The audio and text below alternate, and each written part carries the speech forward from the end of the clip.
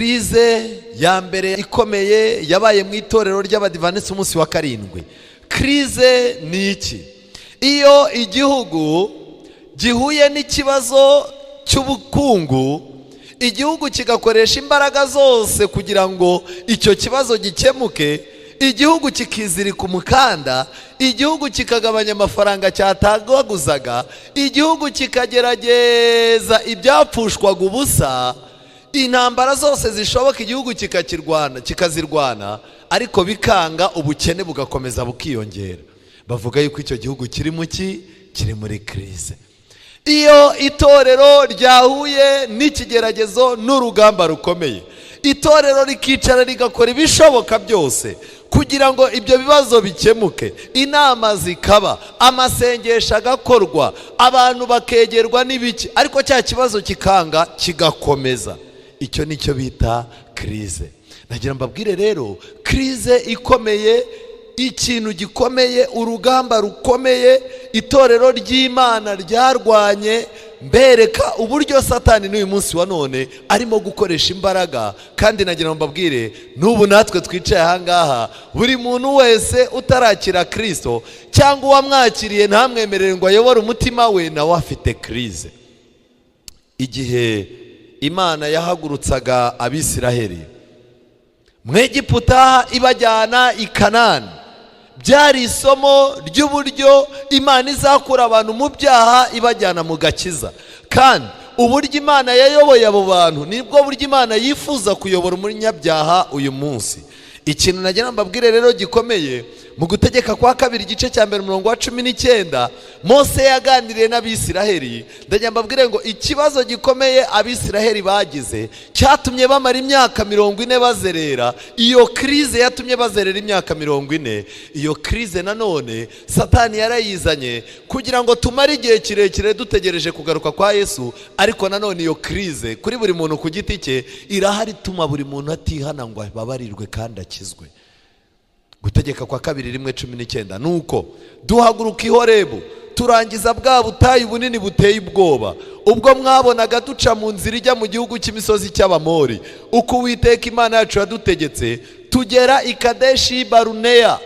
Muri Bibiliya zanyu abahafite aha hantu muzahasurinye.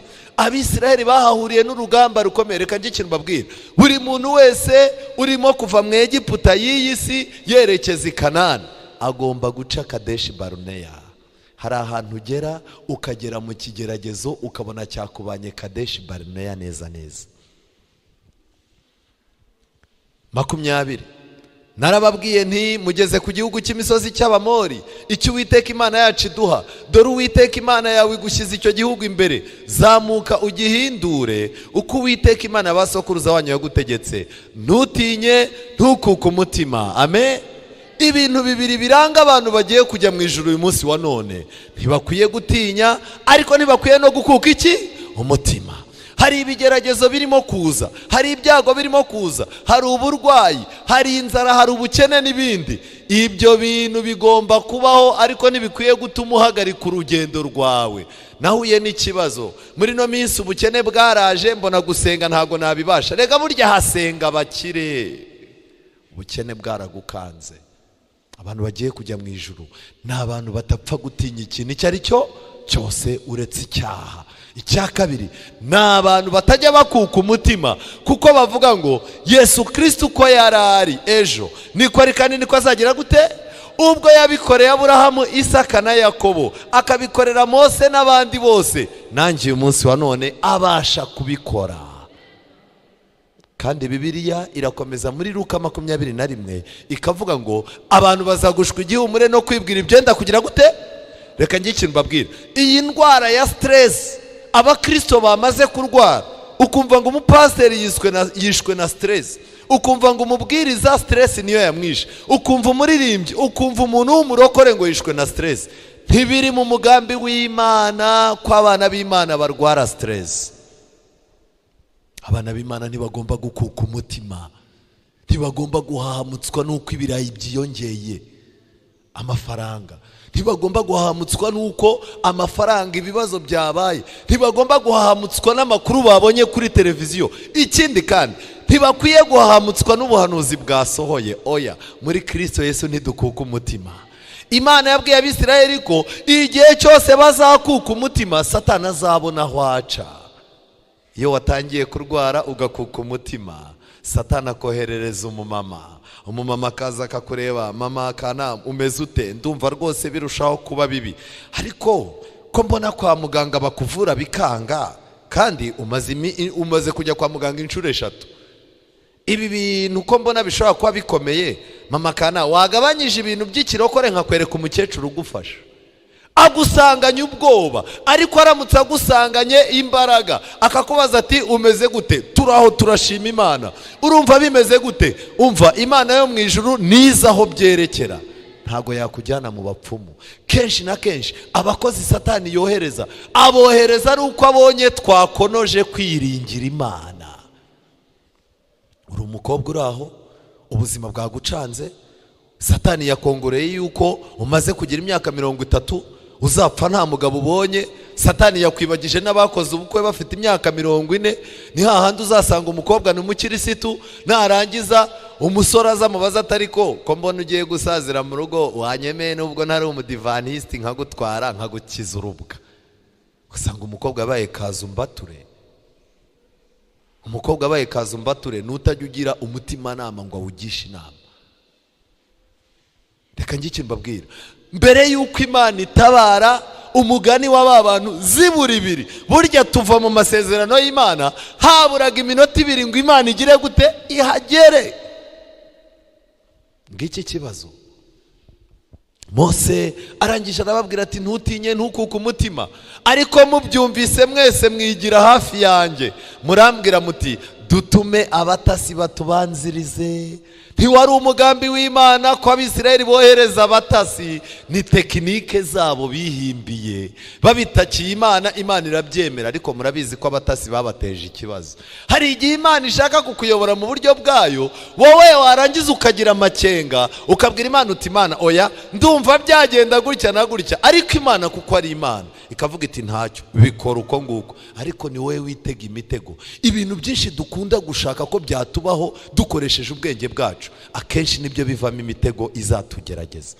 Hano mutuma abatasi badutatire bagaruke batubwire inzira dukwiriye kuzamukiramo n'imidugudu tuzageramo. 23 iyo nama ndayishima, mbatoranyamo abagabo 12 umwe mu miryango yose. Barahaguruka barazamuka uwo musozi bagera mu gikombe cya Eshikoli baragitata. Abatasi baragiye benda ku mbuto z'icyo gihugu barazituzanira, batubarira n'inkuru bati igihugu Uwiteka Imana yacu duha ni cyiza.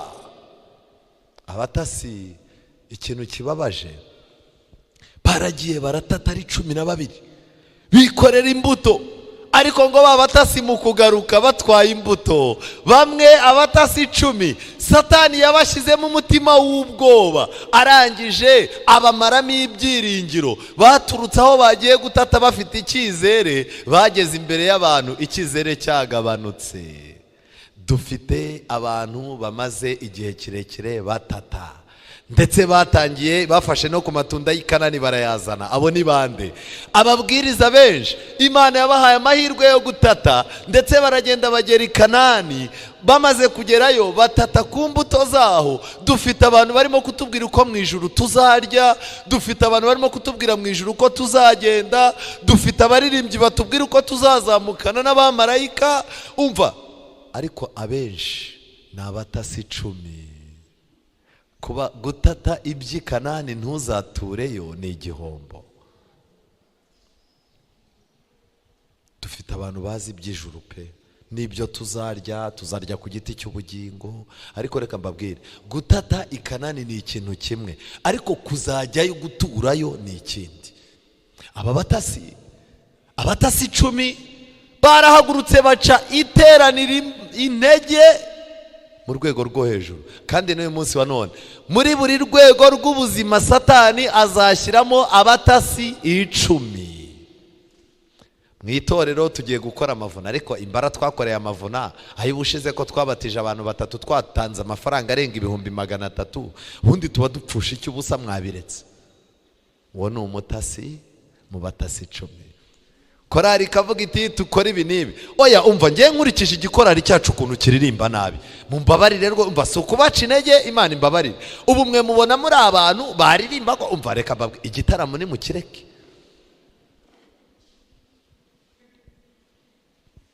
Abatasi 10 abacantege, abatasi 10 Satani arabohereza umuntu arwaye. Nigeze kurwara haza umuntu ngo aje kunsura, umva nari ndembye pe, arangije aranyitegereza. Ubwo rero ngo agiye kunsengera. Rero Uwiteka Mana nziza turagushimiye, wabanye natwe, uyu mugaragu wawe ndabona amerewe nabi, haramutse hari ikintu yaba yarahishe mu mutima w'umubabarire nawe mumbwire. Arangije kandi ndabona rwose urugendo rw'ubuzima rumugeza ahantu habi, biramutse byanze randevu ku nyanja y'ibirahure. Ndi ku binini, muganga yambwiye ko iminsi 3 ndabanyize, undi arimo aranyereka ko napfuye. Ubwo se uwo ni Imana imwohereje? Randevu ku nyanja y'ibirahure, abantu basigaye baza baje gushyingura abantu bafite n'ibyiringiro.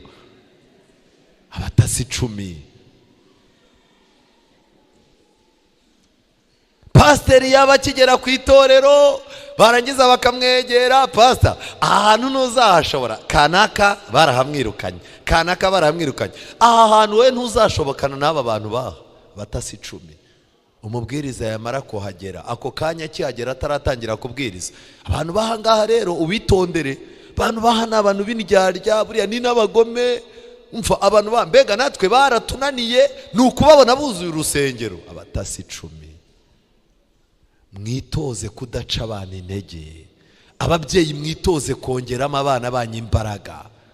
Umwana uramwaturiraho ko azaba ikirara, kandi wa mukobwa we aha nta magambo menshi mvuze, igihuru kizabyara igihunyira ukibona kare. Umva amagambo arimo kwaturira ku mwana we. Ese umwana nabi igihunyira koko akakubana igihunyira, wabimwaturiyeho hari umwana. Isi ntikabakange ngo muce abanyu intege. Ibyo biryo murimo kurya nabi, nyamara ntago muzi ibintu. Mwari muzi ko ari byo bya nyuma? Ni gute ubwira abana ko ibiryo ari byo bya nyuma? Niwe wabazanye ku isi. Ushobora kubona ari byo bya nyuma, ahubwo ari byo bya mbere bagiye gutangira kurya neza, ari byo bya nyuma bibi ubagaburiye. Umugabo yarangiza ni umutware w'urugo, yarangiza akicara akareba umugore, ariko mama kana nukuri mbona wiberaho neza, ariko ubundi ujya uteganya mpfuye wabahute. Umugabo wa fake. Wowe uracyakodesha inzu, abana bawe no kwiga biga bigoranye, urimo amadeni ya banke, warangiza ugatangira kubwira umugore ngo upfuye ugapfa. Hari abantu bashinzwe guca abandi intege, umuntu yaba yishimye bakazana ibindi. Umuntu abatijwe agiye kubatizwa mu itorero, ukumva umwizera araje, ubwo aratangiye, ariko se ko mbona mupanga kuzabatizwa, ubundi murumva muzatinda? Birakureba. Abacantege, abatasi 10. Imana ikeneye ko mu itorero, mu miryango yacu, mu kazi aho dukora, tuba abatasi 2. Abatasi 2 mu gihe abantu bari byabacanze bababwira ibibazo bizabasubiza inyuma, Yosuwa na Kalebu baravuze ngo abo banyamahanga barimo kutubwira tuzabarya nk'umutsima. Wari wabona umuntu ujya impaka n'ubugari agiye kuburya? Ubugari ugiye kuburya ushatse wakaraba intoki, ushatse waburishikanya, wari wabona ubugari bujya impaka? Yosuwa yaravuze atumva ibi bintu byacanze abo bantu barimo kuvuga ngo ni ibibazo bikomeye, kuri njyewe ibi bibazo ndabigereranya n'umutsima, tuzabarya nk'umutsima. Imbere yawe ibibazo nibiza byabaye binini, jya wibutsa Imana yuko ugomba kuba umwe mu batasi bangahe? 2. Abatasi 2 rero ibanga ryari irihe? Yosuwa na Kalebu bari bafite undi mutima. Pawulo ati mugire umutima wari muri Kristo, umutima utuma umwenyura mu gihe abandi bahekenya amenyo, umutima utuma ugira icyizere nubwo abandi bo cyagize gute cyarangiye. Namwe mumbwire, umutima wari uri muri Kristo Yesu wari udasanzwe. Umuntu ajye kubambwa mu gihe arimo kugaragurika ari kumwe n'abandi, nabwo aba arimo gukiza. Areba igisambo cy'iburyo, narangiza akibwira ati uyu munsi turi bubane muri paradizo, narangiza ari ku musaraba. Ubundi reka mbabwire, ibibazo iyo byakubise umuntu, hari n'igihe mama wawe aza yakwibutsa ko ari mama wawe, ntiwibuke ko ari mama wawe. Ibibazo iyo byacanze umuntu, hari n'igihe utibuka ko ufite umugore. Ariko reba ku musaraba, Yesu yararebye areba nyina Mariya, arangije yibuka yuko nyina Mariya ari umubyeyi nawe w'umunyabibazo. Yesu arangije muri ubwo buribwe, muri ubwo bubabare, yabwiye nyina, aramubwira ngo dore umuhungu wawe. Yarabwiye Mariya ngo umva, warambyaye uzi ko ari njye nzagera aho nkugeze, ariko Imana yagennye uriya mwana witwa Yohana utaravuye mu nda yawe ko ari we uzagufasha mu busaza bwawe, mu bukecuru. Kuva uwo munsi Bibiliya iravuga ngo Mariya ajya kwa nde? Ajya kwa Yohana intumwa ya Yesu. Rero ikintu nagira mbabwire, ubuzima ubwo ari bwo bwose ntibukwiye kukwibagiza yuko mu ijuru hari iki? Hari Imana. Usabwa kuba mu batasi babiri. Mu gihe inkuru zazamutse mu rusengero ko ibintu byazambye, ugomba kugaruramo abantu ibyiringiro. Mu gihe mu muryango hacitse morale, umugabo byamucanze, umugabo yiriwe ku kazi aganira n'abatasi 10 bamubwira bati hagiye kugabanywa abakozi kandi mbona wowe ufite amaraso mabi, wowe baragucishaho. Umugabo agataha yahetse amaboko ameze nk'inkoko yanyagiwe. Agomba gusanga mu rugo umudamu uri mu batasi babiri. Ariko nugera mu rugo ugasanga umudamu nawe yahuye n'abatasi 10. Umwe arapfira mu cyumba cy'abakozi, undi apfire muri dushe. Igihe kirageze ngo twikomeze ku mbaraga y'ijuru. Aha rero Abisiraheli baranze, ariko mwebwe ntimwigeze mwemera kuzamuka. Imana yabwiye Abisiraheli ngo bazamuke batere, banga kuzamuka. N'uyu munsi wa none Satani ntashaka yuko abadivantisiti tuzamuka mu myumvire, ntashaka yuko tuzamuka mu misengere, ntashaka ko tuzamuka mu myigire, ntanashaka yuko tuzamuka mu myumvire no mu mibereho. Ariko najya nkubaze, uko ubayeho ubona uzamuka cyangwa ubona umanuka? Umuhimbyi w'indirimbo yazamukiye kuri aya magambo aravuga ngo nzamura maze ngere aho wagize gute? Ku rugero rugize gute? Rusumbyeho, runkwiriye, mwami mfasha ngo ngire gute? Dusheho. Niba uko watekerezaga ariko ugitekereza, niba ukijya kubatizwa uburyo isaha waziraga gusenga warazaga saa 5 n'ubu ukaza saa 5, niba mu myaka 5 ishize wari umuheza nguni mu idini n'ubu ukaba ukiri umuheza nguni, ntago uzamuka. Ntago uzamuka. Niba waratangiye usenga wicaye ku ntebe ya nyuma, ubu wakagombye kuba ugeze ku ntebe y'imbere, uri hafi kuba umuyobozi, kuko umaze igihe kirekire wiga. Ariko mwebwe ntimwemera kuzamuka, ahubwo mwanga itegeko ry'Uwiteka Imana yanyu murayigomera. Mwitotombera mu mahema yanyu muti Uwiteka aratwanga. N'uyu munsi wa none abantu batangiye kwitotombera mu mahema yabo, Uwiteka aratwanga, Imana ntitwitayeho. Ubu se ni kuki abana bayo bahura n'imibabaro nk'iyi Imana ikabireba ikicecekera? Uyu mutima bari bawukuye kuri Satani, nicyo cyatumye dukura mu Egiputa kutugabiza Abamori 28. Mbese turazamuka tujya he? Ko bene wacu badukuje imitima kutubwira bati abantu baho baturuta ubunini baradusumba. Abisiraheli ntago bari banini ugereranyije n'umubiri, ntibari bareba ugereranyije n'umubiri, ariko Imana yari yarabahaye ubwenge bubasha gukontorora isi yose. Kubw'ibyo rero umuntu abasha kuzakurusha ubutunzi, abasha kuzakurusha kumenyekana no kumenywa n'abantu no kuba umuntu ukomeye, ariko ntago azakurusha gutandukanya, ubwenge bwo kurusha gutandukanya icyiza n'ikibi. Bazaza bikubita imbere yanyu vuba aha. Ubu umuntu agiye kuzazaza akubwira tumva mpembwa 1 miliyoni, umugore wanjye ahembwa indi 1 miliyoni, dukodesha inzu y'ibihumbi 400, ariko ukwezi kujya gushira twashiriwe kandi nta mwana twabyaye. None kuri umukozi wanjye nkaba nguhemba ibihumbi 200, ni gute wubatse inzu? wicare boss umubwire uti rero mbigenza gutya, kandi ubwo mbanza gukuramo icyacumi. Nayo nguhaye ubanza gukuramo icyacumi. Iyo maze kuramo icyacumi turapanga na madamu tukicara, urabizi madamu wanjye muri no minsi ntakora, noneho tukabigenza gutya. Byanga byakunda boss, ntakubeshye pe, Imana ni nziza, mu ijuru hari Imana. Uziko njya nsagura 30,000 ku mafaranga umemba nkashyira kuri banki. Noneho agapfa gahera akavuga ati ariko abadive mubigenza gute? Ntabwo ari abadive, ni Imana ibikora. Imana yari yarabahaye kuba umutwe, ntibagombaga kuba umurizo. Ariko najya mbabwire, imidugudu yabo ni minini, igoteshejwe inkike z'amabuye zigera mu ijuru, ndetse twabonyeyo n'abanaki. Buri muntu agira ibibazo, ariko hari ikibazo kiba ari kinini kigereranywa n'abanaki, ku buryo cyiza agahita ahamagara ati mama kana umva nagiye kera kubusa ariko iki noneho nirurangiza. Kandi reka mbabwire, mu byago, mu bigeragezo, mu makuba, ikigaragara ko ari kinini cyane ngo nicyo kiba cyoroshye imbere y'Imana. Burya akabazo gatoya, kubera ko nawe ugasuzugura uvuga ngo nanjye nakwiyaranja, gatuma Imana uyegezayo. Ariko ikibazo kinini kiraza kigakubita bene wanyu bakegerayo bati yikoce nawe ni umuntu mukuru. Ku rusengero barangiza bati dufite gahunda, yikoce nawe ni umuntu mukuru. Ikibazo wakibona ukuntu ari kinini ukabwira Imana uti noneho ndapfuye, ijuru ryose rimanuke. Ijuru rikamanuka. Ariko akabazo gatoya reka da, urashaka kuvuga uti ibi ntibinasaba yuko ngisha inama, kakazakugaragura mpaka ubuze ubugingo buhoraho. Ikintu gikomeye ndababwira nti ntimugire ubwoba, ntimubatinye. Uwiteka Imana yanyu bajya imbere, niyo izabarwanirira ibakorera ibihwanye n'ibyo yabakoreye mu Egiputa byose mu maso yanyu. No mu butayu aho mwabonaga mugenda, Uwiteka Imana yanyu yari ibahetse. Amen. Imana niyo yahekaga Abisiraheli kugira ngo ubwoko bwayo budasitara. N'uyu munsi wa none itorero ry'Imana riri ku mugongo w'Imana, ntago riri ku mugongo wa pasiteri. Ninde wababwiye ko itorero rihetswe n'ababwiriza? Ejo nari ndi mu cyumba iwacu, umuntu ambaza ibibazo, ndangire ndamubwira numva rero hari ikintu ukwiye kumenya, itorero ntago ririnzwe n'ibibwirizwa dutanga. Itorero ririnzwe n'Imana, ririnzwe n'ibibwirizwa n'amakenga twirirwa dushyira mu bizera.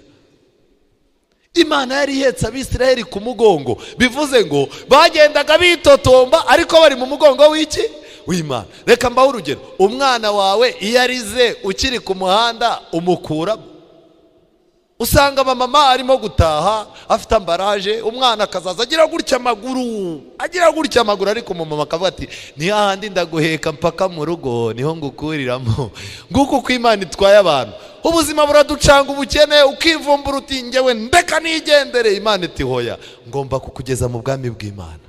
Turi ku mugongo w'Imana, turi ku mugongo wayo. Umubyeyi mwiza ntago umwana iyo yisakambije mu mugongo amukuramo.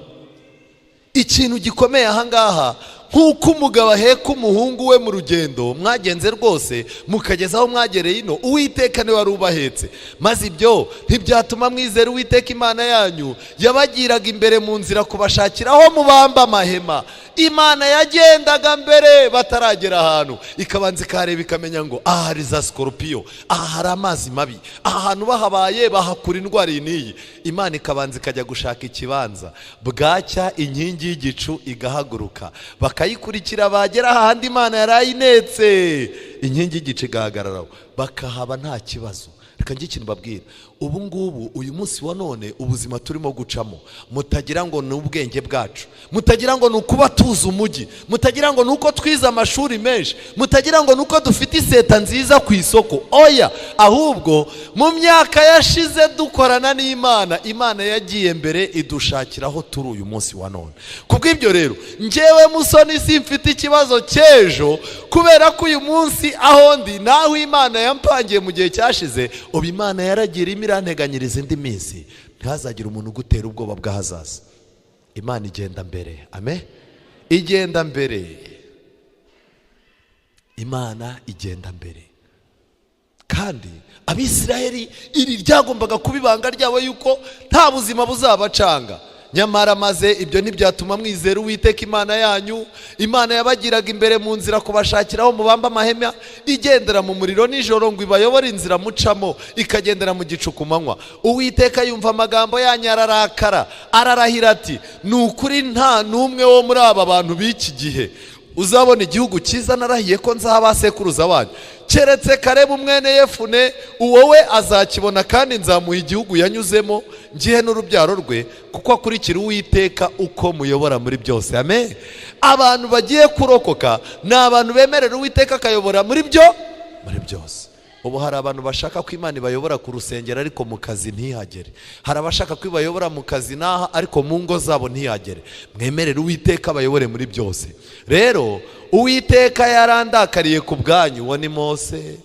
None warangije arababwira tumva murabizi kujya i Kanani byaranze, murangije Imana irabarakarira. Abantu benshi mwagombaga kugwa mu butayu, ariko mwumva ishyano mwanteje nk'umuyobozi wanyu. Mwumva akaga duteza abayobozi b'itorero. Kandi Uwiteka yandakariye ku bwanyu, arambwira ati nawe ntuzajyamo. Mose azize abantu.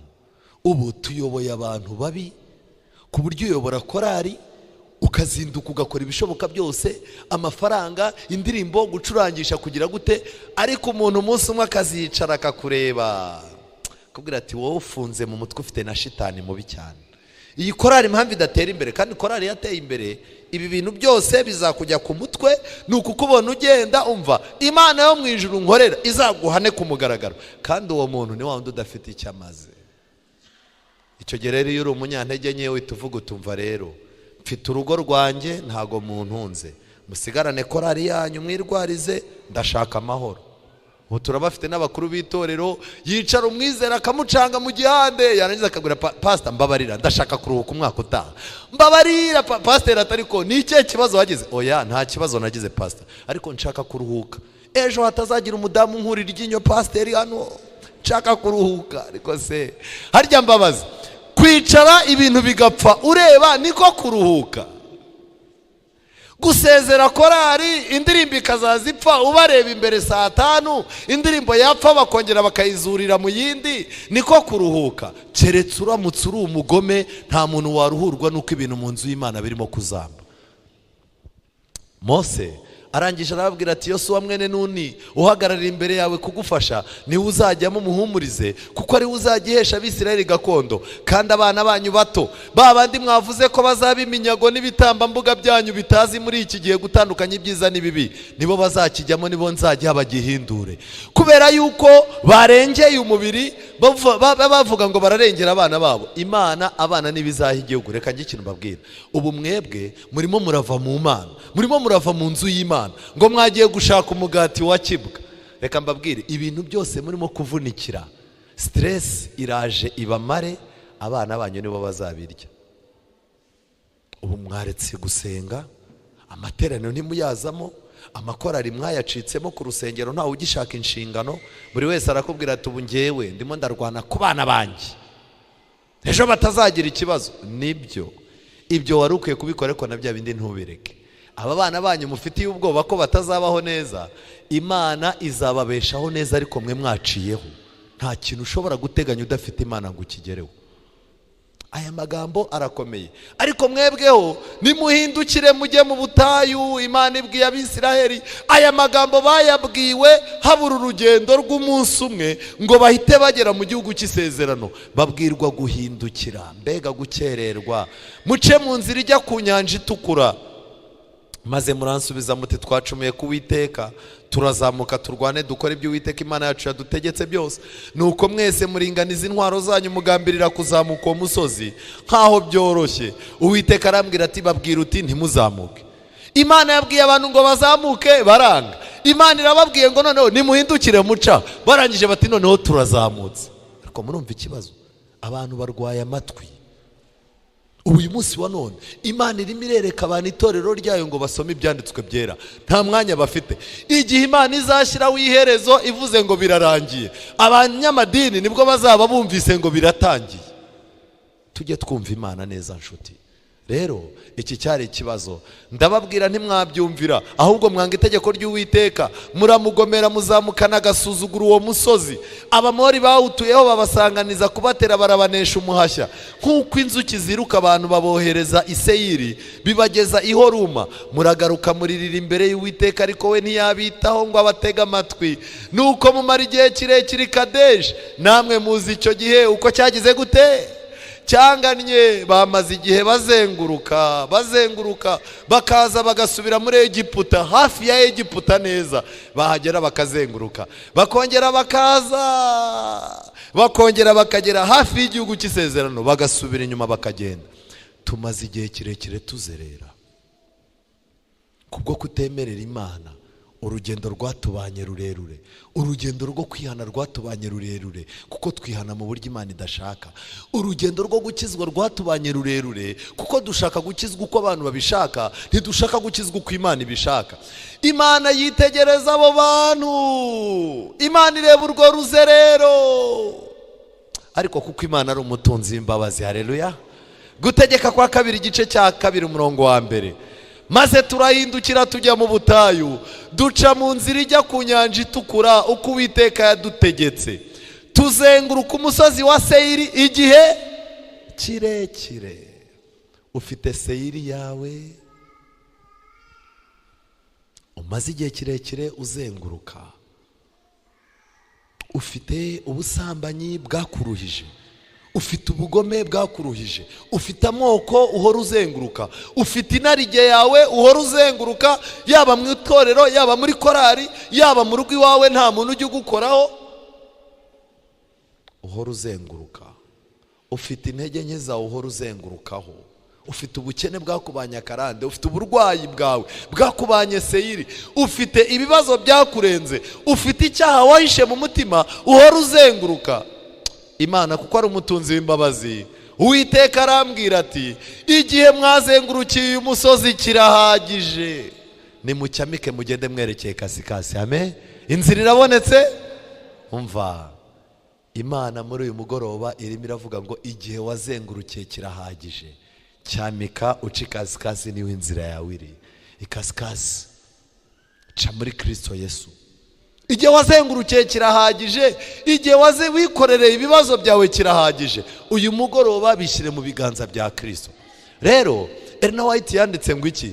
Ibigerageza abana ba Isirayeli banyuzemo n'imico yabaranze mbere yo kuza bwa mbere kwa Kristo byerekana neza uruhande abantu b'Imana bazaba barimo n'uburyo bazaba babayeho mbere yo kugaruka kwa Kristo. Urwibutso n'integuza nimero 7,890. Uko Abisirayeli babayeho niko abantu bazaba babayeho mbere yo kuza kwa Kristo. Niyo mpamvu nagiye mbabwire rero, krize yatumye Abisirayeli bakererwa. Iyi krize Satani yayiteje abadivantisti, nabo hari imyaka bamaze bakerererwa. Minneapolis, inama yabereye i Minneapolis, abayobozi b'itorero ryacu bicaye ahantu hamwe. Imana yari yazanye ubutumwa. Kubera iki? Hari ubukonje mu itorero. Itorero ryavutse rirakomera, rikomeza ijambo ry'Imana kuko ari ryo torero ry'ukuri. Nkuko Satani yanze Abisirayeli, niko Satani yaje no kurwanya abadivantisti umunsi wa 7 kugira ngo abace intege. Byari bimeze gute mu mwaka w'1887? Ellen White yaranditse ngo hari ibintu byinshi by'imihango y'ibigaragara byiganje mu itorero. Hari ibintu by'imihango byinshi kandi abantu benshi ntibareba ijambo ry'Imana, bakareba ya mihango. Muri uwo mwaka Ellen White yaranditse ngo imitima irapfa kubera umucyo n'ubumenyi. Imitima yari irimo gupfa. Twagombye kuba twunze ubumwe n'isoko y'umucyo kugira ngo isi imurikirwe binyuze kuri twe. Abibwira ko bayobowe n'ijambo ry'Imana bashobora kwimenyereza iby'imfatiro zo kwizera, ariko bagasa n'igiti cy'umutini cyarumbye cyagaragarizaga isi bibabi, ariko umwigisha asanga kitarangwamo imbuto. None se tumerewe dute muri ibyo bihe bishishana? Mwumve, mbega ubwibone bwaraje bwinjira mu itorero. Uyu munsi burahari ntibuhari? Dufite abantu ubwira uti ngiki gihamya, yarangiza atumva rero ngiye waho kugira ngo umusatsi wanjye nkubure, pastor sigarana itorero ryawe, Imana izaguha umugisha. Oya, ntago rwose nakwemera. umuntu ukamubwira uti rero aka kazi ukora ntikemeranya n'amahame y'ijambo ry'Imana. Muyobozi w'itorero bayi rero hari amadini menshi akeneye abayoboke rwose, ngewe aho gupfa none na pejo kandi n'ubundi none se abaraha bose ni abakiranutse. Mwumvise iturufa gukubitisha. Hari ubwibone, uburyarya bwaratangiye burinjira. Satani yashakaga yuko uburyarya buza kugira ngo abinjira mu itorero ry'Imana babura inzira bacamo. Harya uburyarya burahari. Umuntu arimo aragirana n'undi kibazo bikazamuka ukumva bizera baravuze bati kanaka bari hafi no kurogana, wabahamagara mu nama y'itorero, mwese mwazengurutse muti murapfa iki ko twumvishe ngo mufitanye ikibazo, bagahita basekana bagahoberana. Ariko mva abantu baratwitiranye. Niko umugore wanjye n'uwejo ntimwababonye, ntibaje mu modoka ntibazitizanye. Niko papa kana hari ikibazo zidufitanyera, umva ntari biryanjye nta n'umwanzi wagutera turutse iwanjye. Inama y'itorero bakabayihinduye iki? Ariko wazajya kumva ngo abantu barenda kwicana, uburyarya, abantu bakabana mu makorari nta muntu wasuhuza undi, abantu bakabana mu itorero, abantu bakayoborana mu itorero, ariko umwe avuga ati uriya ngewe buriya niyo mubonye twicaranye mu rusengero tugiye kuyobora gahunda isesemi iba yandenze. Nuko nyine mu nzu y'Imana umuntu aba agomba kwihangana, nyine umuntu arenzaho uburyarya. Mu gihe cyose tutarareka uburyarya ntabwo ubutumwa bwiza bushobora kugira icyo butumaramo. Niba mushaka kwihana mureke tureke uburyarya. Icya gatatu cyari mu itorero harimo amakosa. Ibi bintu byari biganje mu itorero. Mbega urukundo rw'imideri. Icya 887 itorero ryahanganye n'ibintu byitwa mode, imideri. Umuntu akadodesha ibintu bimwe bireba hariya, ibindi bireba hariya. Wamubaza uti ibi bintu wambaye ni ibiki? Ati Imana ireba mu mutima, jya ureba ibikureba itakureba urebe hasi. Ubwo numwizera kandi asubije umukuru w'itorero. Reka ngiye ikintu mbabwira cyambabaje.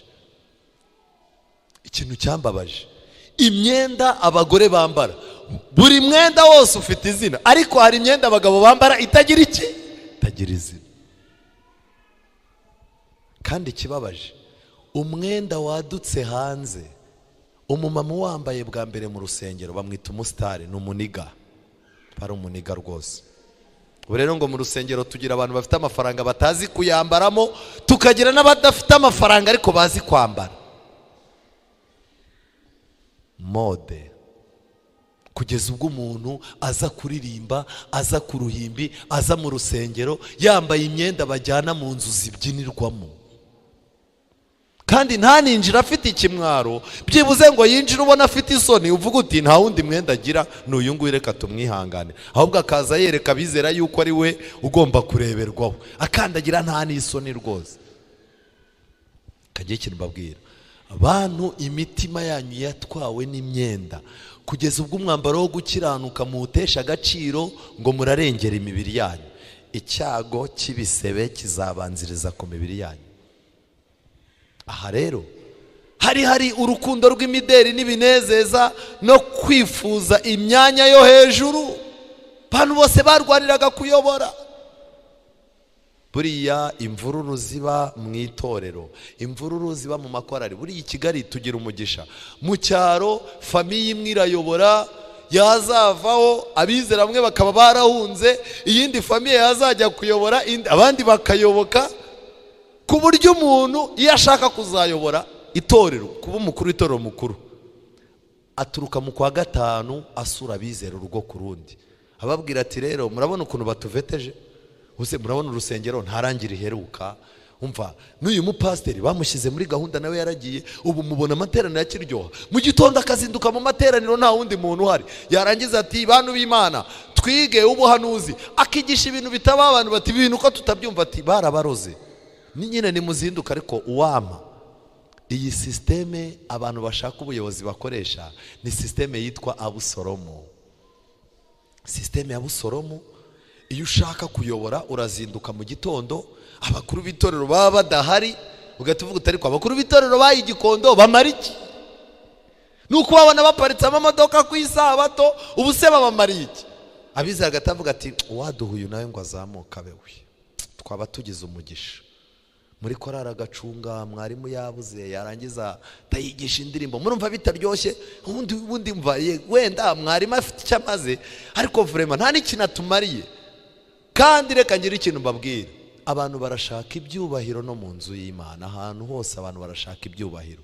Muri zaji abantu barivumbura, umuntu umwe yayobora bakaza, undi yayobora bikanga, buri muntu wese abashaka kuyobora. Mu nama y'itorero hari n'abantu ngo baba ari abakandida. Uzi ko hari umuntu ugenda amatora ari hafi, ukazaza ubona arimo arazana amakoti ngo yiyumvamo ko ari umukandida w'umukuru w'itorero. Maze pasiteri yajya n'inama ndanga, umugabo bagasoma abandi, umutima urimo gukubita avuga ati buriya ndaza mu bakuru b'itorero, akumva ntajemo. Ati ntacyo buriya barangira uw'igihanda, akumva naho ntajemo. Shahekenya amenyo akagandira ubuyobozi mpaka umwaka urangiye. Gushaka imyanya yo hejuru. Ikindi cyari mu itorero, ibyo byaha byose byahumye umutima ku buryo umuntu atakigira ubumenyi bw'ibintu bihoraho.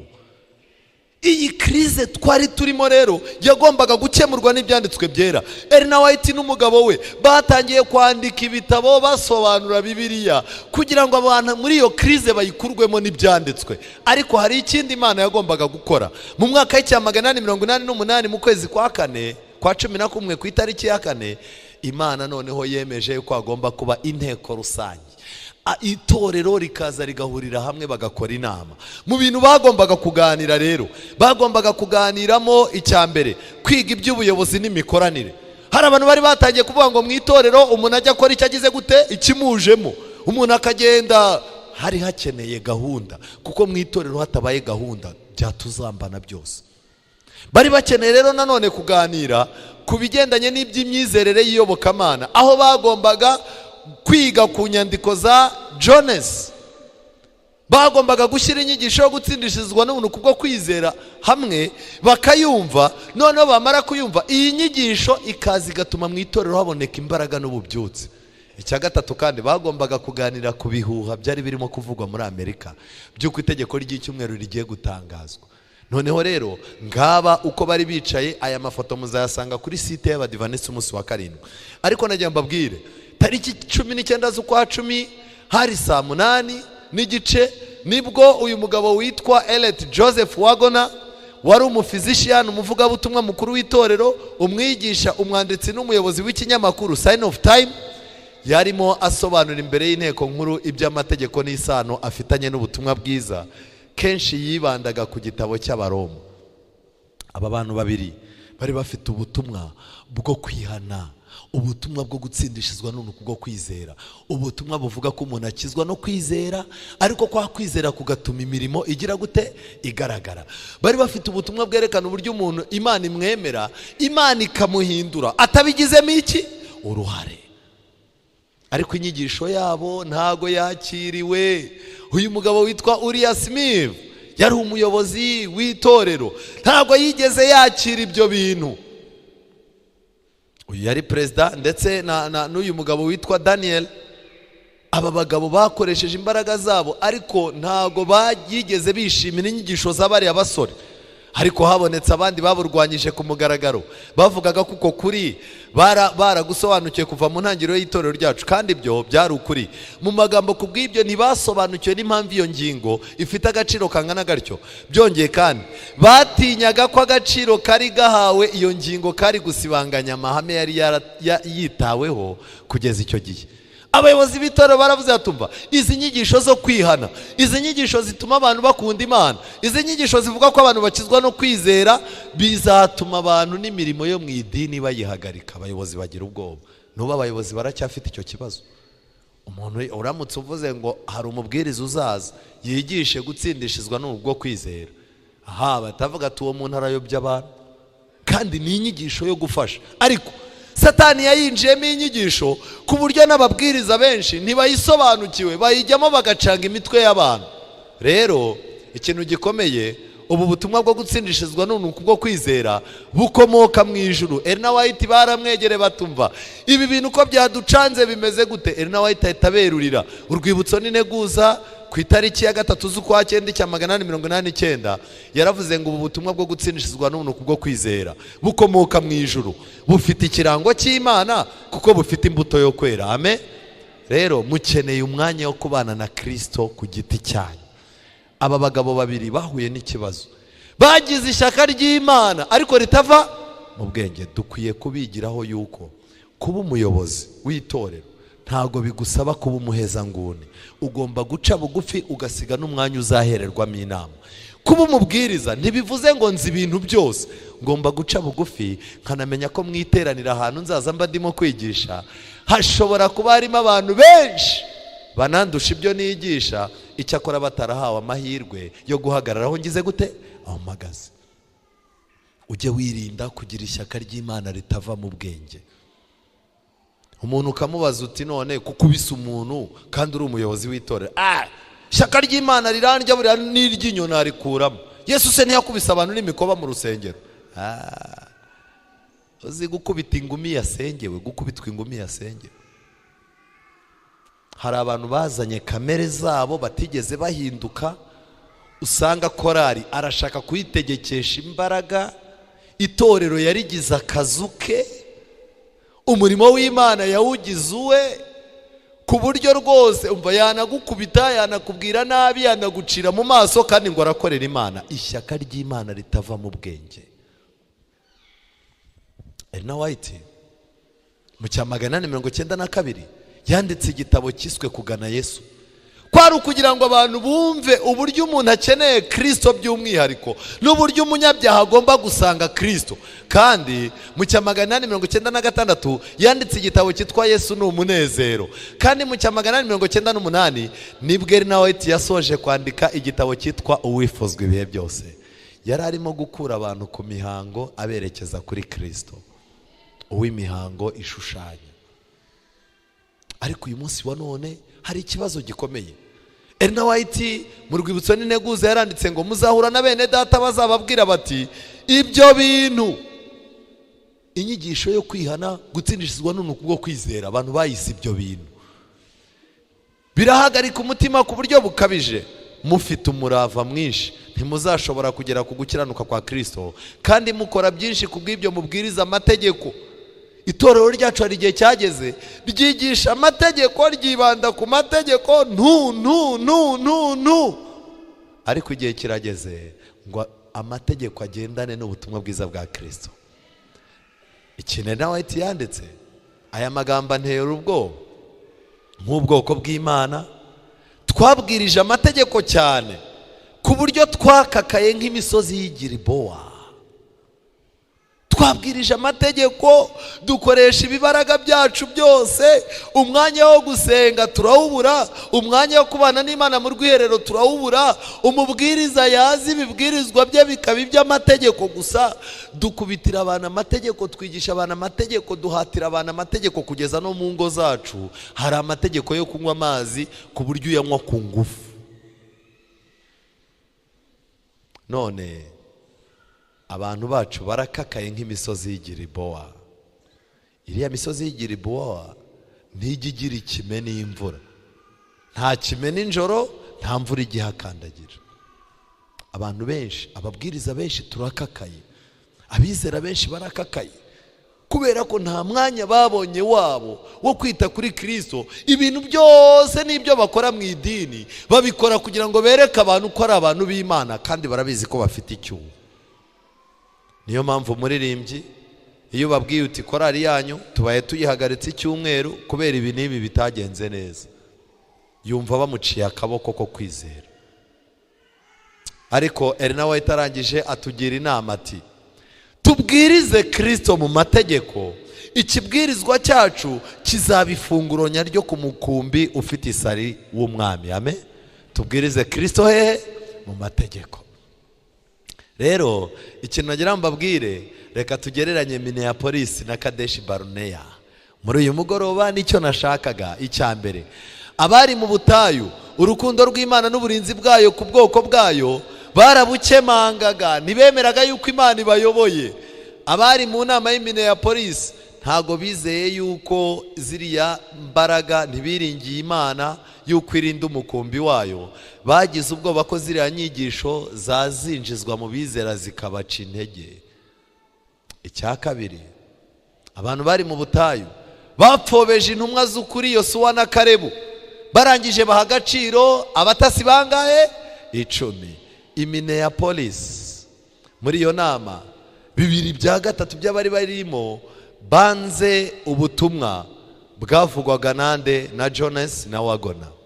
2/3 barabwanze, ariko 1/3 kiravuga kiti ibi bintu Imana yohereje nibyo, twari mu ntege nkeya, dukeneye ububyutse n'ivugurura.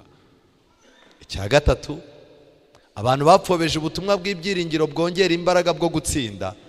Ni Minneapolis, ubutumwa bwari burimo kubwirizwa bwo gutsindishizwa n'unuku bwo kwizera bwari gutuma habikangura n'ububyutse mu mibereho ya buri mwizera ku giti cye.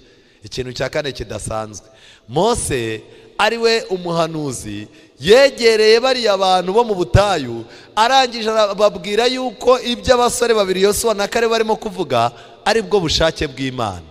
Byagenze gute Minneapolis?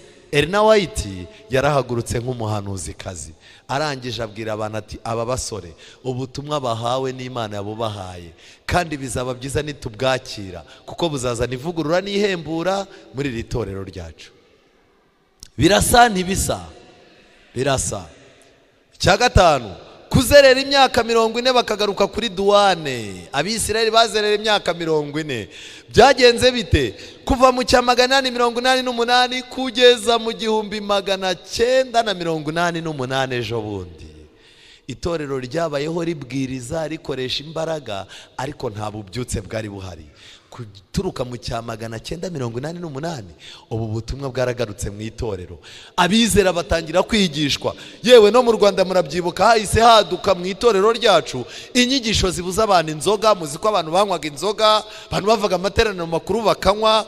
Murabizi yuko mu itorero hari intege nkeya, umubwiriza ajyaga kubwiriza agacyurira urugo rw'undi, undi nawe ku yindi Sabato agacyurira undi. Bibiliya yari ihumije, abantu ntibashakaga gushyikira ubwiza bw'Imana. Twazerereye imyaka 100, tuzerera mu butayu, ariko Imana iraturinda ntitwahagwa kuko yari duhetse ku mugongo wayo.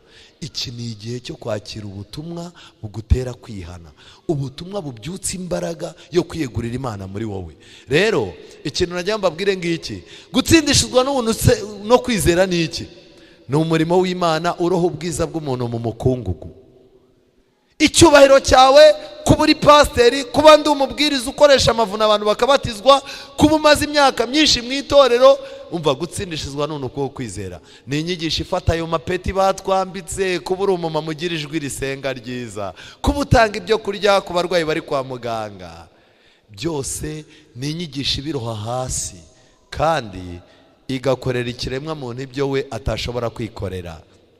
Iyo abantu batahuye ko ntacyo bari cyo, baba biteguye kwambara gukiranuka kwa Kristo. Noneho rero wakwibaza uti kwizera ni iki?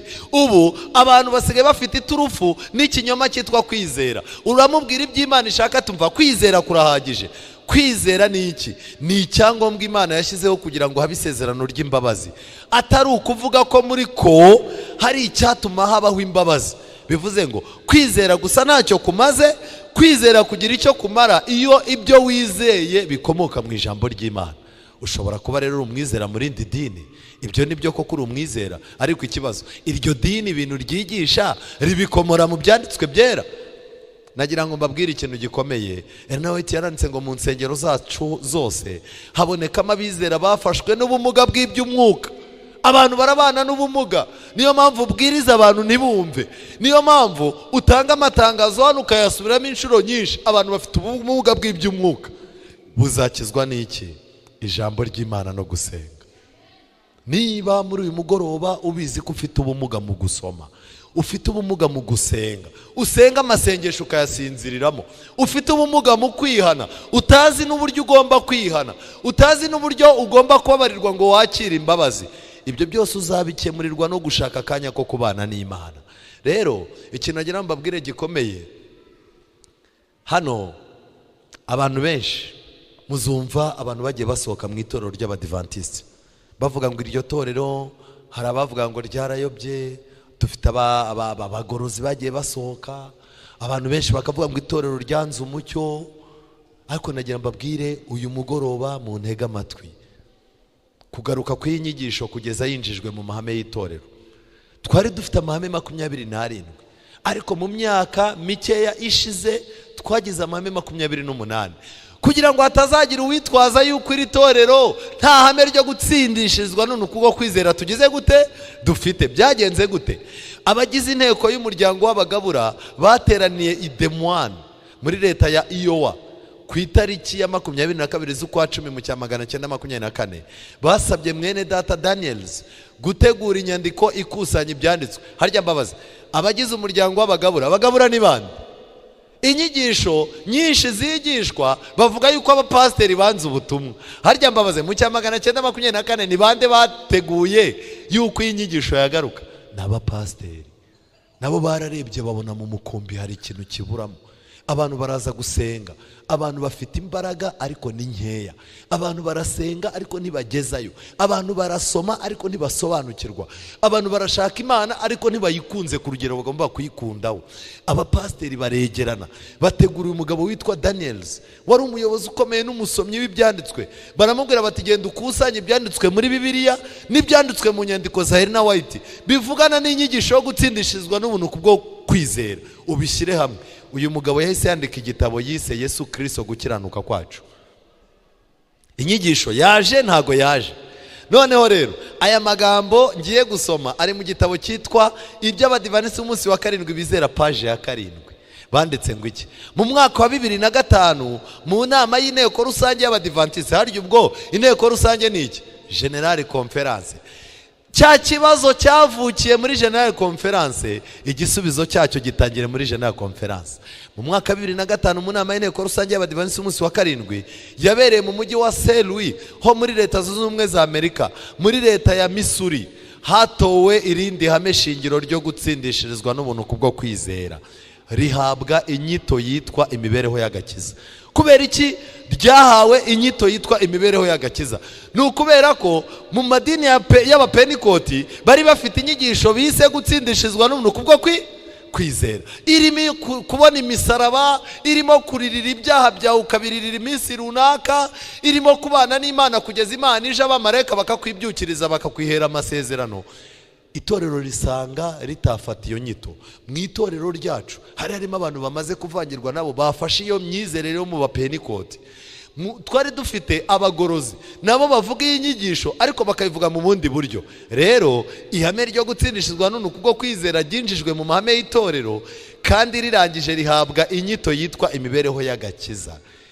Ku buyobozi bwa Teddy Wilson, Imana yakoze ibishoboka kugira ngo iri torero ryongere rigaruke mu bubyutse. Rero ubu twongeye twagarutse neza Kadesh Barnea. Imana irimo iravuga ngo igihe mwazengurukiye badivanisi kirahagije. Iki ni igihe cy'ububyutse n'imbaraga, mucyamike mutahi wanyu. Amen. Dore agakiza kacu karatwegereye kuruta igihe cyose twizereye. Yesaya 58:11 Bibiliya iravuga ngo Uwiteka azajya kuyobora. Amen. Azahaza ubugingo bwawe mu bihe by'amapfa, azakomeza amagufwa yawe, uzamera nk'urutoki rwuhirwa kandi uzaba nk'isoko y'amazi idakama. Amen. Ntago tuzakonoza, tuzaba isoko idakama mu gusobanura ibyanditswe, tuzaba isoko idakama mu guhumuriza abantu mu mibabaro yabo, kandi nzaba n'abazagukomokaho bazubaka mu matongo ya kera yasenyutse. Hari ibintu Babuloni yasenye, musome mu byahishuwe, musome no muri Daniel. Hari ibintu byinshi inyamaswa yasibangishije amajanja yayo.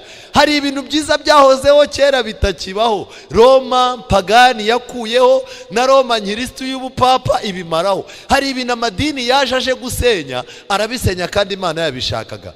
Ni twebwe abadivaniste tugomba kongera gusana ibyo bintu byasenyutse. Abazagukomokaho bazubaka mu matongo ya kera yasenyutse. Uzongera gushinga imfatiro zariho ku ngoma nyinshi. Amen. hari imfatiro zariho mu gihe cy'aba Daniyeli, mu gihe cy'aba Pawulo hari imfatiro z'ibyanditswe byera zari biriho. Ariko muri iki gihe cyacu uko imperuka yagiye yiyongera, hari ibintu Satani yagiye akuraho. Abantu bo mu minsi y'imperuka turi abakristo bameze nk'amashashi, nta buremere, nta reme bwite dufite. Hari ibintu Imana igiye kugarura, kandi uzitwa uwica ibyuho. Amen. Iri torero rishinzwe kwica ibyuho, kandi uzitwa usibura inzira zijya mu ngo. Ellen White rero yeretswe abadivantiste bazamuka bajya mu ijuru, kandi aberekwa nk'itsinda rivuye mu mibabaro. Ariko nanone aberekwa, yabonye imbere yabo hari Kristo, kandi basabwaga kugenda barangamiye Kristo kuri uwo mucyo. Uwo mucyo iyo bawukuragaho amaso ngo bararindagiraga. Iyo washakaga kurebaho mugenzi wawe akuye ikirenge wararindagiraga. Abadivantiste itorero ry'ukuri ry'Imana mu gihe gisoza amateka y'isi, ariko ni itorero buri wese uririmo adasabwa kureba ku wundi. Mu byo gukiranukira Imana ntusabwa kurebera ku bandi, mu byo kuyiyoboka no kuyegura ntusabwa kureba ku bandi. Wowe urasabwa kureba imbere ukareba Kristo. Kristo azaguteresha intambwe, kandi ntuzashake gukura amaso kuri Kristo ngo urebe urugendo. Ariko koko iri torero ni iry'ukuri, aba bantu ni abantu b'Imana. Ubusaba abantu bafite umwuka w'Imana, uhita urindagira. Tumbira Yesu wakuzanye. Wireba kuri pasiteri, wireba kuri padiri, wireba kuri bishopu, wireba ku babwiriza bakomeye, wireba ku bantu bamaze igihe mu itorero, kuko ushobora gusanga Satani yarabakoreyemo. Reba kuri Kristo, urugendo rwawe ruzoroha. Kandi Ellen White yeretswe iri torero rizagera mu ijuru mu buryo budasanzwe. Ariko ikintu cyamubabaje ni abantu baciye muri iri torero baje gufata adresse batazabona ubugingo buhoraho. Mwemerere Imana ibahindure. Turi muri krize rero. Kuba muri krize imeze ite? Kuba mu itorero ry'ukuri ntuba umunyakuri ni krize ikomeye. Kuba mu nzu y'Imana ntuba umwana w'Imana ni krize ikomeye. Kuza gusenga ugataha utabonye Imana kandi abandi Imana bayibonye ni krize ikomeye. Guhora uza gusengera hejuru y'icyaha cyakunaniye kureka, krize ikomeye. Ariko Yesu Kristo muri uyu mugoroba aravuga ngo iki? Mwese abarushye n'abaremerewe muze munsange, ndagira gute? Munyigireho, kuko ndi umugwaneza noroheje mu mutima, namwe muzabona uburuhukiro mu mitima yanyu. Uyu mugoroba niba ushaka uburuhukiro buva ku Mana, rambura ibiganza byawe, bwire Kristo uti ni wowe ndeba, mu izina rya Yesu.